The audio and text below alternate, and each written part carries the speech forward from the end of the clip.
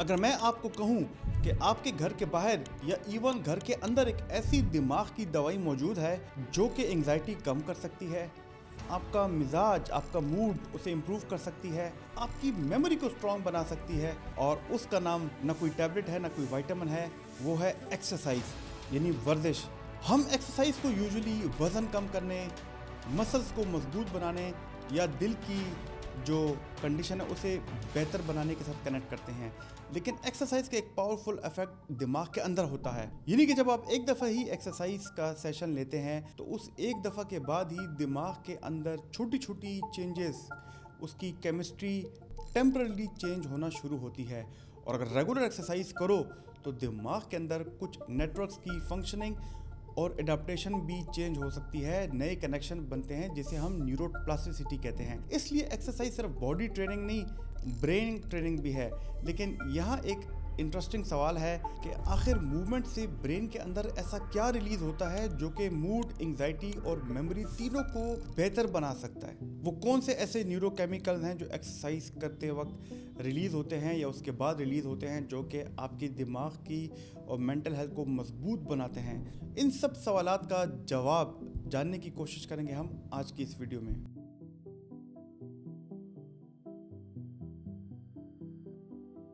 दोस्तों, मेरा नाम प्रोफेसर डॉक्टर अली मुफ्ती है। मैं कंसल्टेंट साइकेट्रिस्ट हूं और आज की वीडियो काफ़ी लोगों ने हमें सजेस्ट किया कि सर एक्सरसाइज पे वीडियो बनाए, तो लिहाजा मैंने और मेरी टीम ने ये डिसाइड किया कि आज हम एक्सरसाइज और मेंटल हेल्थ पे वीडियो बनाते हैं। लेकिन आगे जाने से पहले आपसे गुजारिश है कि हमारे चैनल को लाइक और सब्सक्राइब ज़रूर कीजिएगा, और कोई सवाल हो, कोई फीडबैक है तो कमेंट बॉक्स में से ज़रूर कर सकते हैं। दोस्तों, जब एक्सरसाइज का हम नाम सुनते हैं तो सिर्फ और सिर्फ एक ही चीज़ हमारे दिमाग में आती है, वो है बॉडी यानी कि फिजिकल हेल्थ। हालांकि एक्सरसाइज के बाद ब्रेन में एक्चुअली काफ़ी चेंजेस आती हैं। वैसे एक्सरसाइज जैसे ही आप स्टार्ट करते हैं तो आपकी हार्ट रेट बढ़ती है, आपके बॉडी में सर्कुलेशन ज़्यादा होती है, जिसकी वजह से दिमाग को ब्लड और ऑक्सीजन की डिलीवरी जो है वो बेहतर होती है।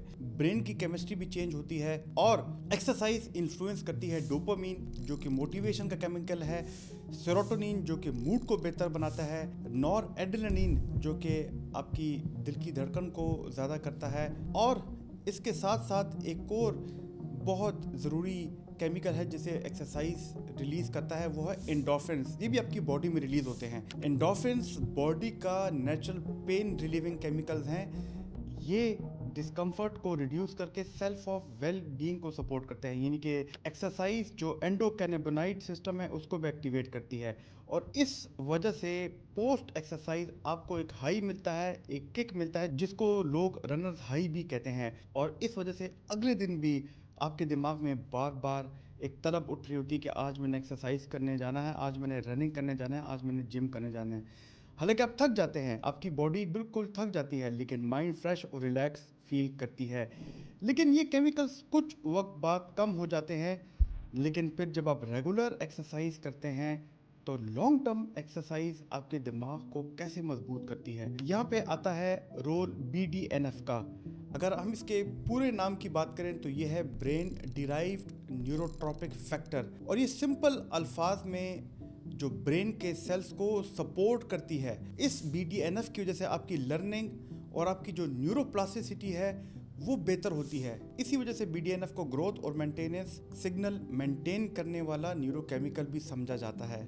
जब आप रेगुलर एक्सरसाइज करते हैं तो BDNF आपके दिमाग के सिग्नलिंग को सपोर्ट करती है, स्पेशली दिमाग के वो हिस्से जिसमें आता है हिप्पोकैम्पस, और वो इन्वॉल्व है लर्निंग में, नई मेमोरीज बनाने में। हिप्पोकैम्पस मजबूत होता है, यानी कि एक्सरसाइज का इफेक्ट सिर्फ ये नहीं कि मैं अच्छा फील कर रहा हूँ, सिर्फ यहाँ तक लिमिटेड नहीं है, इससे भी आगे बढ़ के है, इससे आपकी मेमोरी भी इम्प्रूव होती है।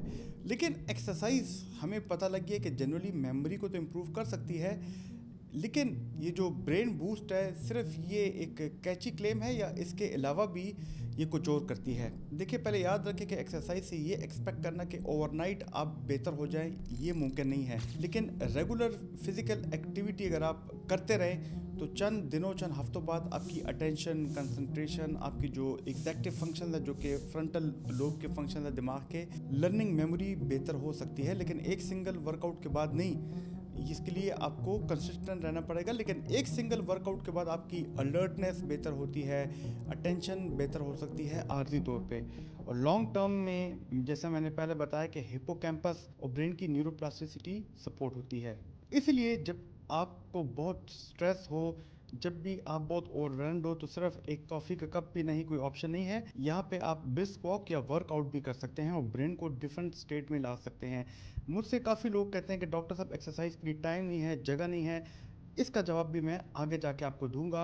और यहाँ पे ये भी याद रखिए कि एक्सरसाइज को मेमोरी के अलावा बाकी भी दिमाग की जो मेंटल हेल्थ इश्यूज हैं उसमें भी ये काफ़ी मदद देती है। इसमें सबसे बढ़ के आती है एंग्जाइटी, और एंग्जाइटी सिर्फ सोचो में नहीं, बॉडी भी एंग्जाइटी को रिएक्ट करती है, जिसमें दिल की धड़कन तेज़ होती है, सांस तेज़ होती है, पसीना आता है, मसल्स टेंस होते हैं, आपको बेचैनी होती है और नर्वस सिस्टम आपको बार बार सिग्नल देता है कि कोई डेंजर है, डेंजर है। तो जब एक्सरसाइज में भी यही कुछ होता है, दिल की धड़कन बढ़ती है, सांस की रफ्तार तेज़ होती है, पसीना आता है, लेकिन ये सेंसेशंस आपके कंट्रोल में होती हैं, आप प्रिडिक्टेबल होती हैं एक्सरसाइज में, एक सेफ कॉन्टेक्स्ट में हो रही होती हैं। तो इस वजह से बॉडी जो है इन सब अलामात को एंग्जाइटी के साथ नहीं लिंक करता, बल्कि एक्सरसाइज के साथ लिंक करता है। और रेगुलर एक्सरसाइज जो है स्ट्रेस रेगुलेशन को सपोर्ट करती है, आपके जो जज्बात का सेंटर है एमिगडाला, उसकी ब्लड सप्लाई बेहतर करती है। इस वजह से आपकी नींद बेहतर होती है, आपकी मसल टेंशन कम होते हैं, आपकी ओवरऑल एंग्जाइटी जो है कम हो सकती है। और Aahista Aahista body gradually learn करती है कि दिल की धड़कन जो तेज़ होना है वो एंग्जाइटी नहीं है, वो एक्सरसाइज की वजह से भी हो सकती है। अब हमने एंग्जाइटी की बात तो कर ली, लेकिन डिप्रेशन में जब उठने का दिल ही ना करे तब एक्सरसाइज हेल्प कैसे करेगी? देखिए, डिप्रेशन में सबसे कॉमन सोच ये होती है कि मेरा कुछ करने का दिल नहीं है, और उसमें लोग सोचते हैं कि हमें बाद में मोटिवेशन आएगी फिर एक्सरसाइज करेंगे। लेकिन अक्सर प्रोसेस उल्टा होता है कि कभी कभी कुछ लोग एक्शन करते हैं, मोटिवेशन एकदम आ जाती है। वो लोग जिनको माइल्ड इंटेंसिटी या थोड़ी सी ज़्यादा इंटेंसिटी की डिप्रेशन है, वो अगर एक्सरसाइज करें, सोचे बगैर ही जाके एक्सरसाइज करें, तो उससे उनका मूड ऑटोमेटिकली बेहतर होगा, उनकी स्ट्रेस रेगुलेशन बेहतर होती है।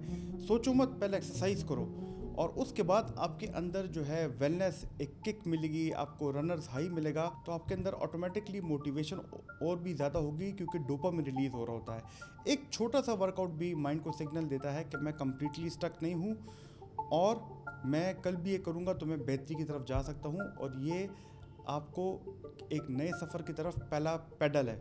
लेकिन याद रखिए कि वो लोग जिनको सिवियर डिप्रेशन है और उनको काफ़ी मसाइल हैं, तो शायद एक्सरसाइज का रोल इसमें बेनिफिट है, लेकिन मुकम्मल इलाज एक्सरसाइज नहीं है। अब इसके साथ साथ यहाँ पे कुछ प्रैक्टिकल सवालात का मैं जवाब दूंगा और उसके साथ बताऊंगा कि एक्सरसाइज के लिए स्पेस कितनी ज़रूरी होती है। और यहाँ पे लोग हमसे ये भी सवाल पूछते हैं कि डॉक्टर साहब, हम एक्सरसाइज में कार्डियो करें, यानी कि रनिंग करें, स्विमिंग करें, साइकिलिंग करें, या वेट लिफ्टिंग?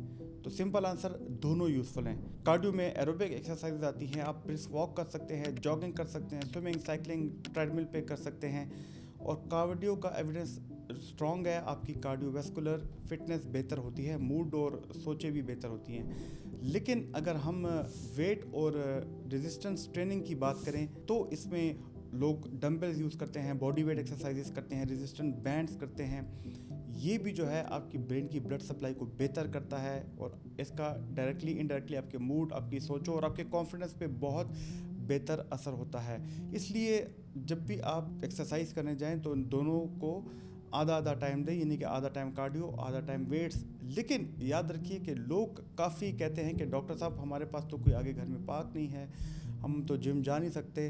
तो लिहाजा आपने अगर एक्सरसाइज करनी है तो आप अपने घर में, अपने कमरे में भी कर सकते हैं।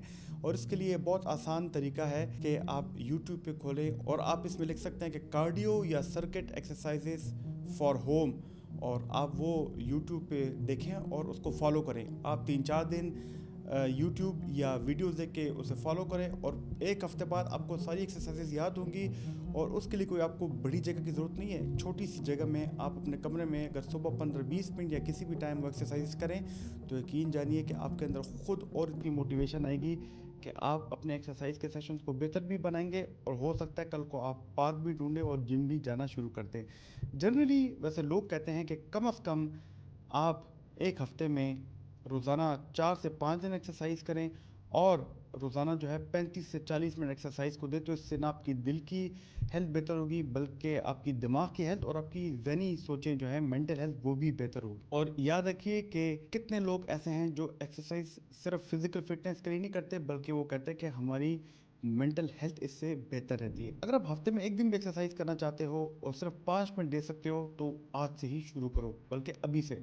याद रखिए दोस्तों, एक्सरसाइज सिर्फ कैलोरीज बर्न नहीं करता, मसल्स नहीं बनाता, हार्ट को ही ट्रेन नहीं करता, बल्कि हर वर्कआउट के साथ आपकी ब्रेन केमिस्ट्री, ब्रेन की रगें बेहतर होती हैं और स्ट्रेस सिस्टम ट्रेन होता है। तो दोस्तों, कैसी लगी आपको आज की ये वाली वीडियो? अगर आपको ये वाली वीडियो पसंद है तो हमारी ये वाली वीडियो देखना, जिसमें मैंने माइंडफुलनेस के बारे में बात की, जो कि मेंटल हेल्थ एक्सरसाइज है और डिप्रेशन और एंजाइटी में काफ़ी मदद देती है, आपको काफ़ी फ़ायदा होगा। मेरी कोशिश है कि इन वीडियोस के ज़रिए आपको मेंटल हेल्थ अवेयरनेस दूँ, साइकोलॉजिकल रेजिलियंस दूँ। अल्लाह ताला आपका हामी नासिर हो। शुक्रिया।